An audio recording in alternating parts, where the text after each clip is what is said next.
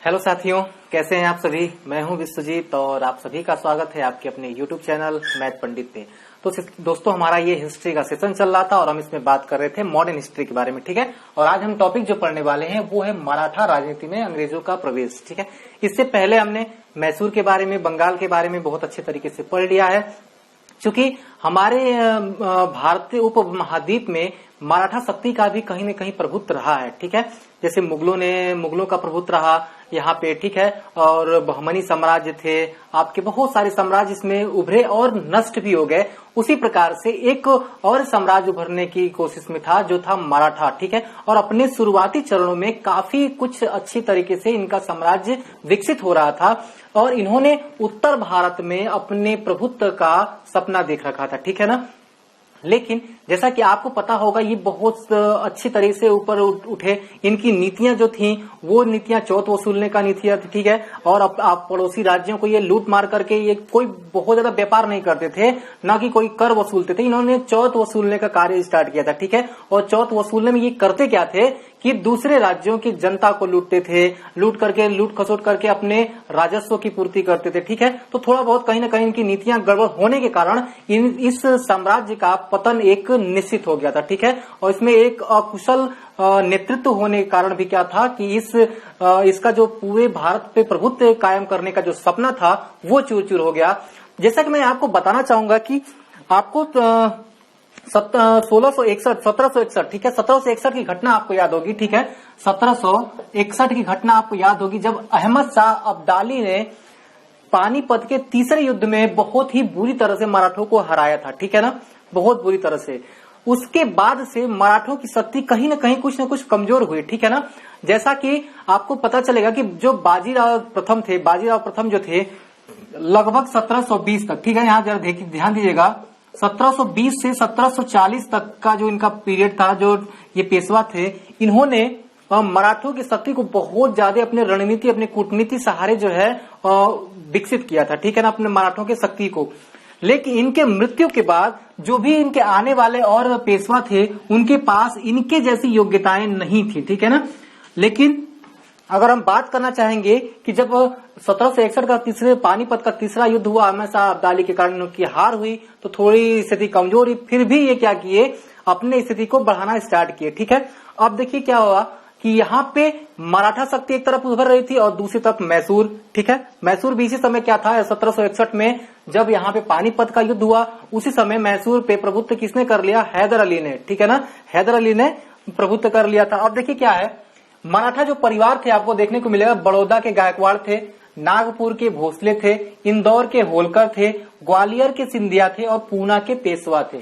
ठीक है, ये पूरा मराठा परिवार था। ठीक है, अब देखिए जरा यहाँ पे, चूंकि होता क्या है कि जब अंग्रेज जो आते हैं भारत के अंदर तो अंग्रेजों का एक रणनीति था, क्योंकि हमारे भारत में बहुत ज्यादा, क्योंकि 1707 ईस्वी में औरंगजेब एक जो प्रशासक था उसका एक मृत्यु हो गया था। ठीक है ना, क्योंकि अंग्रेज ही जो ऐसा शक्ति थी जो उस समय पूरी कूटनीतिक और रणनीति के सहारे क्या कर रही थी, पूरे भारत पे धीरे धीरे कब्जा करते आ रही थी। ठीक है ना, जैसा कि आपको पता होगा कि इस समय तक उन्होंने बंगाल पे अपना प्रभुत्व जो है लगभग कायम कर लिया था। ठीक है, जब इनकी हार होती, क्योंकि 1757 की दिन याद रखिएगा, प्लासी का युद्ध।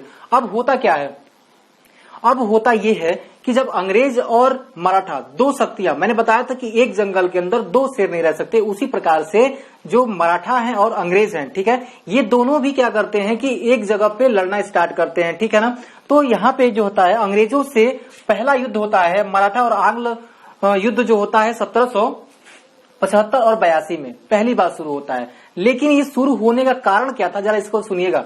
ठीक है, ऐसा तो युद्ध कोई शुरू नहीं हो जाता है। ठीक है, जब भी आप किसी प्रतिद्वंदी के पास जाते हैं तो क्या होता है, दोनों के पास कोई ना कोई कारण होता है युद्ध शुरू होने का। ठीक है, तो इनके पास भी देखिए पहले क्या था ना कि 1772 ईस्वी में, कितने में, 1772 ईस्वी में दोस्तों, माधवराव जो थे वहां के पेशवा थे। ठीक है ना, माधवराव कहाँ के पेशवा थे, तो मराठा के पेशवा थे।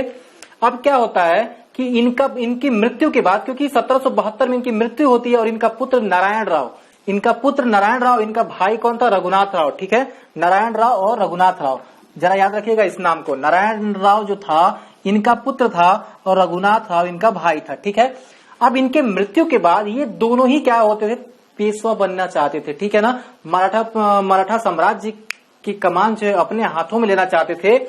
लेकिन क्या हुआ कि यहाँ पे नाना फडणवीस जो थे एक रणनीतिकार थे मराठाओं का, उन्होंने क्या किया, इनको न बनवा करके नारायण राव को बना दिया, ठीक है।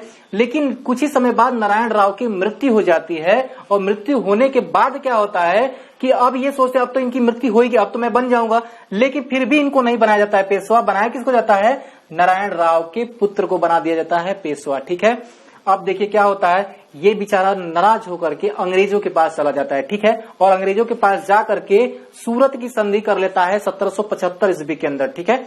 सूरत की संधि करता है 1775 ईस्वी के अंदर, और उसमें ये कहता है भैया एक काम करो, मैं आपको अगर मुझे पेशवा बना दोगे तो कुछ क्षेत्र में आपको दे दूंगा जिससे आप राजस्व वसूल सकते हो, ठीक है। तो अंग्रेजों को भी अच्छा लगा, उन्होंने भी इसके हेल्प करने के लिए तैयार हो गए। यानी ये सूरत की संधि होती है 1775 ईस्वी के अंदर। देखिएगा उस समय महाराष्ट्र में ही गुजरात भी आता था, अभी गुजरात आपका अलग है और सूरत वगैरह अहमदाबाद सब गुजरात के अंदर आपके आ जाते हैं, ठीक है ना। अब देखिए क्या है ना कि इसके बाद होता क्या है कि 1789 में बड़गांव की संधि होती है। अब देखिए बड़गांव की संधि क्यों होती है, बड़गांव की संधि होने का कारण क्या होता है। अभी तो एक सूरत की संधि हुई 1775 में, 4 साल बाद बड़गांव की संधि क्यों हो गई, क्योंकि जैसे ही क्या हुआ कि यहाँ पे रघुनाथ राव अंग्रेजों के पास चला जाता है पेशवा बनने का पेशकश लेकर के, उसी प्रकार अंग्रेजों ने क्या किया, कहा कि चलो ठीक है मैं तुमको पेशवा बनाऊंगा, और 2500 की एक सैनिक टुकड़ी देकर के क्या किया कि भेज देता है वो इनसे लड़ने के लिए। और लड़ने के बाद क्या होता है कि 1779 में जो मराठों का नेतृत्व कर रहे थे महादजी सिंधिया, ठीक है, महादजी सिंधिया के नेतृत्व में अंग्रेजों को बुरी शिकस्त दी जाती है। और अंग्रेज जब बुरी शिकस्त लेते हैं तो वो आत्मसमर्पण कर देते हैं, और आत्मसमर्पण करने के बाद ये बड़गांव की संधि होती है अंग्रेजों और मराठों के बीच, ठीक है। लेकिन ये बड़गांव की संधि में होता ये है कि अंग्रेजों के द्वारा जो राज्य कब्जे में किया गया था उसको छोड़ने की संधि होती है। लेकिन अंग्रेजों के शीर्ष नेतृत्व ने इस संधि को इंकार कर दिया, ठीक है। और शीर्ष नेतृत्व जब संधि को इंकार करता है तो आपको शायद पता होगा इस समय तक बंगाल का जो गवर्नर जनरल था वो कौन था, तो वो वारेन हेस्टिंग था, जो कि 1772-73 में वो आ चुका था भारत में, ठीक है।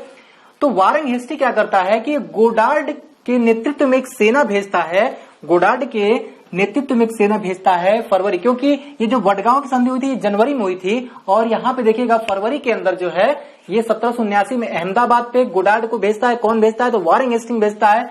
गोडार्ड के नेतृत्व में फरवरी 1779 में अहमदाबाद और 1780 में बेसिन पे कब्जा कर लिया जाता है, ठीक है। अब जब कब्जा कर लिया जाता है तो होता ये है कि दोनों की शक्तियां यहाँ पे कहीं न कहीं कमजोर होती दिखाई देती है, क्योंकि अंग्रेज के पास उतनी सैनिक नहीं थी।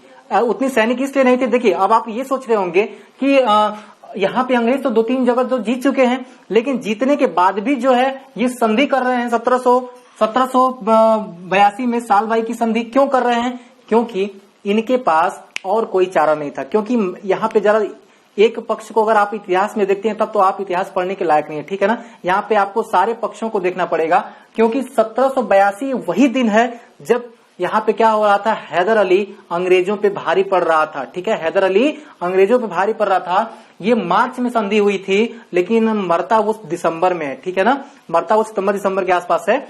और यहाँ पे मार्च में यानी इस समय तक हैदर अली जीवित था और वो अंग्रेजों पे भारी पड़ रहा था। अभी टीपू सुल्तान नहीं एंट्री हुआ उसका, ठीक है। अब देखिए होता क्या है कि अंग्रेजों को मैसूर को हराना बहुत जरूरी था। अगर या तो वो मैसूर को हराएं या फिर ये मराठों को हराएं, तो इसलिए मराठा संधि होती, क्योंकि ये 2 मोर्चों पे नहीं लड़ सकते थे, क्योंकि इनके पास उतनी सेना नहीं थी कि 2 मोर्चों पे ये लड़ सकें, ठीक है। इसलिए होता क्या है कि ये लोग सालबाई की संधि कर लेते हैं। ये संधि लगभग 20 वर्षों के लिए होती है। कितने वर्षों के लिए होती है, 20 वर्षों के लिए सालबाई की संधि होती है। और इसमें ये कहा जाता है भैया हम आपके प्रभुत्व को नहीं ललकारेंगे, ठीक है। और अंग्रेजों ने यहाँ पे कूटनीतिक चाल चली कि जब तक ये 20 साल जो है ये चुपचाप बैठे रहेंगे, उतने 20 साल में हम क्या कर लेंगे, इनको अपना दोस्त बना करके मैसूर, क्योंकि संधि तो हो ही चुकी है, संधि के हिसाब से अब मराठों को क्या करना है, यहाँ पे अंग्रेजों का साथ देना है। और जब साथ देंगे तो क्या होगा कि मैसूर को कहीं न कहीं, मैसूर में जो हैदर अली उसको हराया जा सकता है, ठीक है ना। और 20 साल का इनको मौका मिल जाएगा, ठीक है। उसके बाद जब इनसे जीत जाएंगे तो फिर इन पे भी प्रभुत्व कर लेंगे। इनका ये चाल था, ठीक है। अब देखिए आगे क्या होता है, आगे लगभग द्वितीय आंग्ल मराठा युद्ध स्टार्ट हो जाता है, क्योंकि पहला तो खत्म हो गया आपका 1782 सालबाई की संधि से, ठीक है ना। अब दूसरा होता है द्वितीय आंग्ल मराठा युद्ध 1803 से 1805 के अंदर, ठीक है ना। लेकिन ध्यान दीजिएगा चूंकि 1798 में लॉर्ड वेलेस्ली भारत आ चुका था और लॉर्ड वेलेस्ली जो था और यहाँ पे अंग्रेजों के जो प्रतिद्वंदी थे वो यूरोप के फ्रांसीसी थे, ठीक है ना। यूरोप में जो देखिए भारत में यूरोप का प्रतिद्वंदी तो फ्रांसीसी थे, क्योंकि पुर्तगाल तो इनके क्या हो चुके थे, रिश्तेदार हो चुके थे, ठीक है ना। डच इनको छोड़ के वो दक्षिण पूर्व एशिया में जा चुके थे, लेकिन फ्रांसीसी अभी भी टिके थे, ठीक है ना। तो इनकी जो पूरी की पूरी रणनीति थी वो ये थी कि फ्रांसीसियों को भारत से बाहर निकाला जाए, ठीक है। तो बाहर निकालने के लिए क्या किया कि जब लॉर्ड वेलेस्ली आया तो उसने एक सहायक संधि, क्योंकि आपको पता होना चाहिए कि सहायक संधि बहुत बार क्वेश्चन पूछा जाता है एग्जाम में, ठीक ना। सहायक संधि ये जो किसकी नीति थी, सहायक संधि किसकी नीति थी, तो ये लॉर्ड वेलेस्ली की थी। किसकी? लॉर्ड वेलेस्ली की थी, ठीक है। तो ये क्या करता है, इस सहायक संधि के दौरान जो है ये सोचता है ना कि इस संधि को अगर मैं राज्यों पे लाद दूंगा तो सारे राज्य जो होंगे वो अंग्रेजों पे अपनी सैन्य क्षमता के लिए निर्भर हो जाएंगे, ठीक है ना। अपनी सैन्य क्षमता के लिए अंग्रेजों पे निर्भर करना था, जिससे कि क्या होगा, फ्रांसीसियों के प्रभुत्व को रोका जा सकेगा, ठीक है। इसलिए वो क्या करता है कि इन पे भी मराठों पे भी ये संधि थोपना चाहता है, लेकिन मराठा इसके लिए राजी नहीं होते हैं, ठीक है ना। और 1800 मराठा राजी जरूर नहीं होते हैं, लेकिन 1800 में जब नाना फडणवीस की मृत्यु हो जाती है, जो कि मराठों के रणनीतिकार थे, ठीक है ना। तो क्या होता है कि जब नाना फडणवीस की जब मृत्यु हो जाती है तो इस पे कोई विचार ही नहीं करता है, इसके खिलाफ आवाज उठाने वाला कोई था ही नहीं सहायक संधि के खिलाफ, ठीक है। इसलिए होता क्या, चूंकि देखिए इसमें दो लोग थे, दौलत राव सिंधिया और जसवंत राव सिंधिया। चूंकि क्या है ना कि जब नाना फडणवीस की जब मृत्यु होती है तो इसमें एक व्यक्ति जो है उभर के सामने आता है, बाजीराव द्वितीय। कौन? बाजीराव द्वितीय, ठीक है। बाजीराव द्वितीय जो है ये सामने आता है और इसकी जो कूटनीतिक नीतियां थी ना, ये मराठों को, जो मराठों के जो परिवार थे इनको लड़ाना चाहता था और लड़ा करके अपना प्रभुत्व कायम करना चाहता था, लेकिन ये खुद ही उस लड़ाई में फंस गया, ठीक है। अब होता क्या है, दौलत राम सिंधिया और जसवंत राव होलकर दोनों पूना पे प्रभुत्व करना चाहते थे। पूना में तो पेशवा था ना, पेशवा कहाँ बैठता था, पूना में बैठता था, ठीक है ना। इसलिए दौलत राव सिंधिया और जसवंत राव होलकर जो थे वो पूना पे प्रभुत्व करना चाहते थे, लेकिन इसमें जब आखिरी विजय किसकी होती है तो दौलत राव सिंधियों की क्या होती है, इस पे विजय होती है, ठीक है ना। और जब दौलत राव सिंधिया की विजय होती है तो दौलत राव यानी कि जो सिंधिया है वो सिंधिया करते क्या है कि 1801 में जसवंत राव होलकर के भाई बिट्ठ जी की हत्या कर देते हैं। देखिए जब बिट्ठ जी की हत्या हो जाती है, अब यहाँ पे क्या होलकर चुप बैठेंगे क्या, उनके भाई की हत्या होगी क्या होलकर चुप बैठेगा? नहीं, उसने क्या किया कि उसने भी दौड़ा करके क्या किया, बाजीराव द्वितीय को और इस सिंधिया को जो है पूना से खदेड़ दिया। खदेड़ने के बाद पूना पे अपना प्रभुत्व कर लिया। लेकिन अब पूना पे जब अपना प्रभुत्व कर लिया होलकरों ने, तो हुआ ये कि 1802 में बेसिन की संधि बाजीराव द्वितीय और अंग्रेजों के मध्य हो गई। क्योंकि जब ये खदेड़ता है बाजीराव द्वितीय और सिंधिया को, होलकर खदेड़ता है, तो ये होते क्या, ये भाग जाते हैं कहाँ पे, बेसिन में। और जब बेसिन में भागते हैं तो 1802 में बेसिन की संधि होती है। इस संधि से क्या होता है कि भैया गुजरात नगर अंग्रेजों को दे दिया जाता है, बहुत सारे शुल्क इनको दे दिए जाते हैं, राजस्व वसूलने का बहुत जगह पे अधिकार दे दिए जाते हैं, ठीक है ना। तो इस कारण जो है अंग्रेजों के साथ ये संधि हो जाती है 1802 में। बार बार मैं कहता हूं कि संधियों की याद जरूर रखिएगा, संधि जो है डायरेक्ट पूछ ली जाती है एग्जाम के अंदर, ठीक है। मैंने बार बार कह रहा हूं कि हर बार क्वेश्चन में संधि एक बार जरूर पूछ ली जाती है, इसलिए संधियों को नोट करते चलिएगा, ठीक है। अब देखिए क्या है, जब यहाँ पे संधि हो जाती है तो 1803 में अंग्रेजों ने क्या किया, अपनी सैनिक टुकड़ी भेज करके और होलकरों से मराठाओं की जो पूना था, पेशवा का जो पद था, उसको यहाँ पे आजाद कराया, ठीक है। अब देखिए क्या होता है, इसके बाद से जो है लगभग यहाँ पे लड़ाई खत्म हो जाती है और दूसरी लड़ाई आती है तृतीय आंग्ल मराठा युद्ध की, ठीक है।